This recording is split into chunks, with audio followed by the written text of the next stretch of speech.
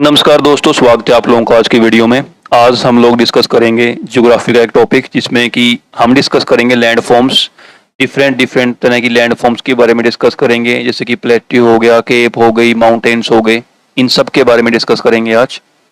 तो ज़्यादा time waste ना करते हुए स्टार्ट करते हैं। लैंड फॉर्म्स होती क्या है? फिजिकल फीचर्स होते हैं अर्थ के सरफेस पे, जैसे कि माउंटेन्स हो गया, प्लेट्यू हो गया, प्लेन्स हो गया। ये मेजर लैंड फॉर्म्स हैं। अब नेचुरल प्रोसेसेस से बनती हैं, जैसे कि वेदरिंग हो गया, water, elevation, sinking, erosion of the soil. ये सभी अर्थ का जो सरफेस है उसको शेप कर रहे हैं। जैसे कि अब मान लो कि वाटर है, अब जहां से वो निकलेगा, मान लो वहां पर क्या करेगा, वो एक ऐसे नाली सी बना देगा। ठीक है। अब वाटर का अगर फ्लो बहुत ज्यादा है तो जहां से वो निकल रहा है वो रिवर का जो वे है वो क्रिएट कर देगा वो। तो अब वाटर क्या है, नेचुरल है, तो नेचुरल जो फिनोमिना है उसने क्या कर दिया, एक रिवर का रास्ता और रिवर बना डाली। ठीक है। तो ऐसे नेचुरल जो प्रोसेसेस होते हैं वो अर्थ के जो सरफेस के ऊपर काफी सारे जो शेप्स हैं उनको वो बनाते और बिगाड़ते रहते हैं। ठीक है। उसके बाद आ गया एक्सटर्नल प्रोसेस, जैसे कि इफेक्ट्स, एक्सटर्नल जो फैक्टर है वो उसके करते, जैसे कि रेन, विंड, मैंने आपको बता ही दिया। ठीक है। रेन, विंड कौन से हो गए, ये एक्सटर्नल प्रोसेसेस में आ जाएंगे। और इंटरनल में क्या आएगा आपका, वोल्केनिक इरप्शन हो गए, जैसे कि माउंटेन्स बन जाएंगे, या प्लेट टेक्टोनिक्स हो गया। ठीक है। ये हो गया इंटरनल प्रोसेस। इंटरनल प्रोसेस और एक्सटर्नल प्रोसेस दोनों ही अर्थ की जो शेप है सरफेस की उसको मॉडिफाई करने के लिए रिस्पॉन्सिबल होते हैं।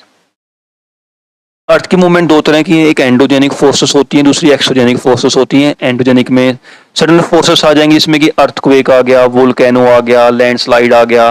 और डायस्ट्रोफिक, जिसमें टाइम लगता है थोड़ा, उसमें आ गया माउंटेन्स बिल्ड होने में, क्योंकि माउंटेन बिल्ड होने में काफी टाइम लगता है ना। धीरे धीरे जो प्लेट्स हैं वो एक दूसरे की तरफ एक दूसरे से दूर जाएंगी और फिर धीरे धीरे जो है माउंटेन्स बिल्डअप होंगे। एक्सोजेनिक फोर्सेस में इरोजनल और डिपोजिशनल दोनों आ गए, जैसे कि रिवर हो गया, रिवर कुछ ला रही है, रिवर इरोड कर रही है मिट्टी को। विंड हो गया, विंड कहीं से कुछ उठा कर ला रही है, किसी एक पार्टिकुलर प्लेस पे डिपॉजिट कर रही है। सी वेव्स हो गई, ग्लेशियर्स हो गए। तो ये सब कुछ मूवमेंट्स थी। इसमें देखो आपको इमेज में, स्लाइड में आपको दे रखा है, देखो जो ये ऊपर की तरफ होता है ये माउंटेन्स होते हैं, ये ऐसे वाला जो एरिया होता है सीधे वाला ये प्लेट्यू होता है। प्लेट्यू मीन्स ऐसे, और इसके दोनों तरफ ऐसे थोड़ा सा नीचे की तरफ होगा, और ये उठा हुआ प्लेस होगा थोड़ा सराउंडिंग प्लेस से, इसे हम कहेंगे प्लेट्यू। प्लेन्स आपको पता ही है, पंजाब हरियाणा जहां पर बसे हुई हैं प्लेन्स हैं, और सी लेवल ये भी पता होगा आप लोगों को। ठीक है। तो थोड़ा डिस्कस करते हैं इसको और ब्रॉड में। सबसे पहले माउंटेन्स। माउंटेन्स क्या होते हैं? एलिवेशन होती हैं earth surface of on the surface of the earth. Small summit भी हो सकती है, ब्रॉड बेस होता है इनका, और हायर होते हैं सराउंडिंग एरिया से। ये इनकी डेफिनेशंस है। ठीक है। ये रेंज में भी हो सकते हैं, जैसे कि हमारे माउंटेन रेंज है, ये हमारे नॉर्थ ईस्टर्न साइड में इंडिया के। ठीक है। तो तीन प्रकार के जो माउंटेन्स हैं उनको डिस्कस करते हैं हम। सबसे पहले फोल्ड माउंटेन्स आ जाएंगे। ये प्लेट के कोलाइड से बनते हैं। when two tectonic plates collide and the edges of these plates fold because of the enormous push force between them, it result in the creation of fold mountains। मान लो कि एक ये प्लेट है, जो हमारे अर्थ के ऊपर कॉन्टिनेंट्स हैं, ये प्लेट्स हैं, जैसे कि अंटार्कटिका प्लेट होगी, एशियन प्लेट हो गई, नॉर्थ अमेरिकन प्लेट हो गई। तो ऐसे प्लेट्स, जब दो प्लेट्स एक दूसरे की तरफ टकराएंगी तो जो भारी प्लेट होगी वो नीचे की तरफ धंस जाएगी, जो ये प्लेट होगी ये ऊपर की तरफ जाएगी। तो यहाँ पर जो माउंटेन्स बिल्डअप होंगे उसको हम कहते हैं फोल्ड माउंटेन्स। ठीक है। तो यहाँ पर आपको एग्जाम्पल भी दे रखे हैं, Himalayas in the Nepal, Alps in the Europe and the Andes in south America. तो ये हैं, ये यंगर फोल्ड माउंटेन्स हैं। और जो ओल्ड फोल्ड माउंटेन्स हैं जिनकी जो एज है वो 200 मिलियन ईयर से भी ज्यादा है, वो है Aravalli mountains in India, Rajasthan के अंदर है, यूरल माउंटेन्स इन रसिया। इसके अलावा नेक्स्ट माउंटेन्स ब्लॉक माउंटेन्स आते हैं हमारे। ठीक है। Block mountains occur when large areas are broken and displaced vertically. ठीक है। कोई लैंडस्लाइड आ गया तब ब्लॉक माउंटेन्स बनते हैं। These large areas of rock, sometimes stretching across hundreds of kilometers, are created by tectonic and localized stresses in the earth's crust। कोई tectonic गतिविधि होगी तो तब जो बनते हैं उसे हम कहते हैं block mountains. The uplifted blocks are termed as host and the lowered blocks are termed as grabens. ठीक है, इसके एग्जांपल्स कौन से हैं? ब्लॉक माउंटेन्स के Rhine valley and Vosges mountain in Europe. उसके बाद वोल्केनिक माउंटेन्स आ गए। वोल्केनिक माउंटेन्स कौन से होंगे? जो वोल्केनिक इरप्शन से बनेंगे। वोल्केनिक जो मैग्मा है वो राइज कर रहा होगा from the mantle to the crust, उसे हम कहेंगे वोल्केनिक माउंटेन्स। जैसे कि एग्जांपल्स आपको दे रखे हैं, किलिमंजारो हो गया, माउंट फुजियामा हो गया, तो ये हैं आपके वोल्केनिक माउंटेन्स। ठीक है, इसे नेक्स्ट हमारा आ गया प्लेट्यू। और प्लेट्यू क्या होते हैं अभी हमने डिस्कस भी किया है, ये कि टेबल लैंड होती है। ठीक है, a plateau is an elevated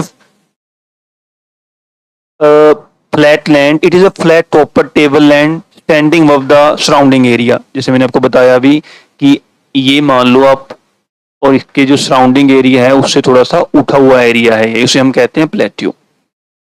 a plateau में है वन और मोर साइड्स विद स्टीप स्लोप्स, या तो स्टीप स्लोप्स हो सकती है यहाँ पर ऐसे ऐसे। ठीक है, स्टीप कहते हैं ऐसे वाली जो स्लोप होती है उसको हम स्टीप कहते हैं, जो ऐसे वाली स्लोप होती है उसको हम जेंटल स्लोप कहते हैं।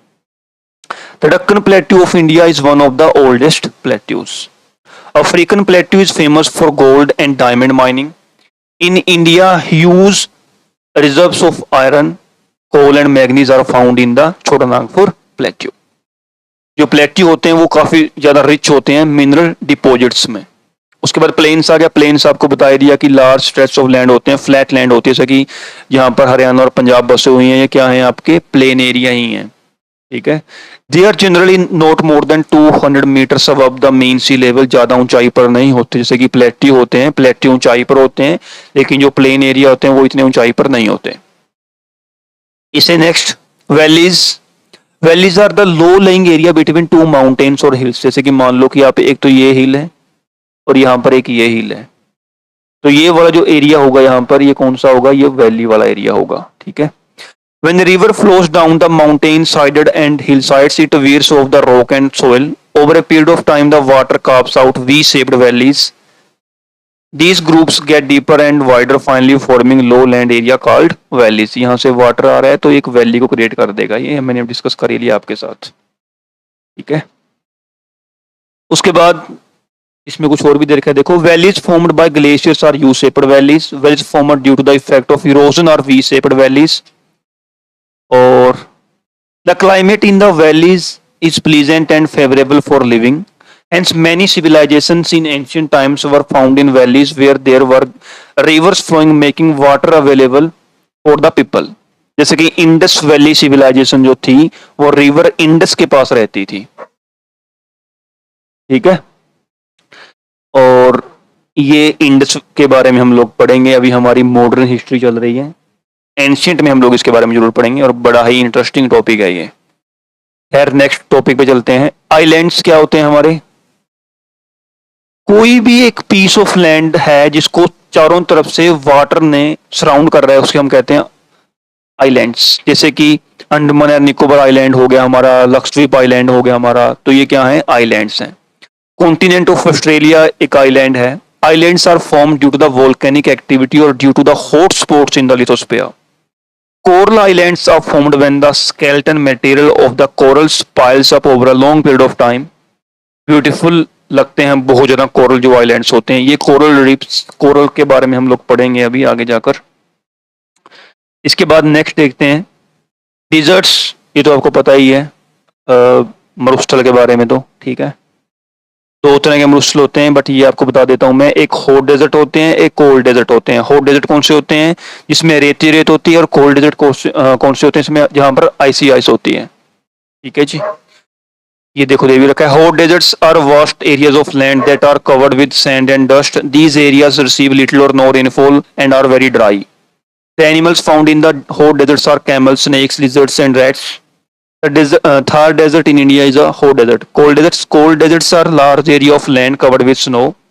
These deserts receives little or no rainfall, or they receive snowfall during the winters.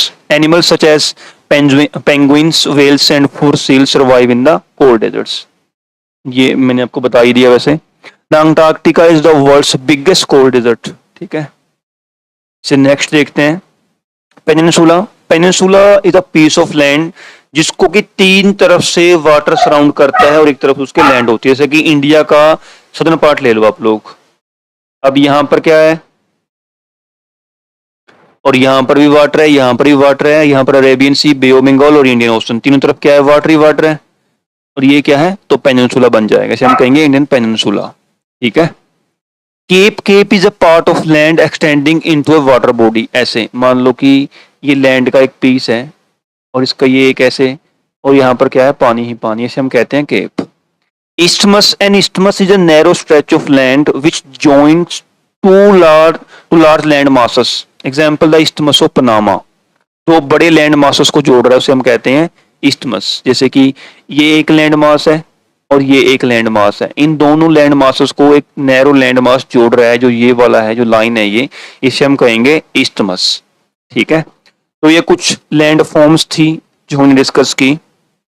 आशा है कि आपको ये सब कुछ समझ में आ रहा होगा।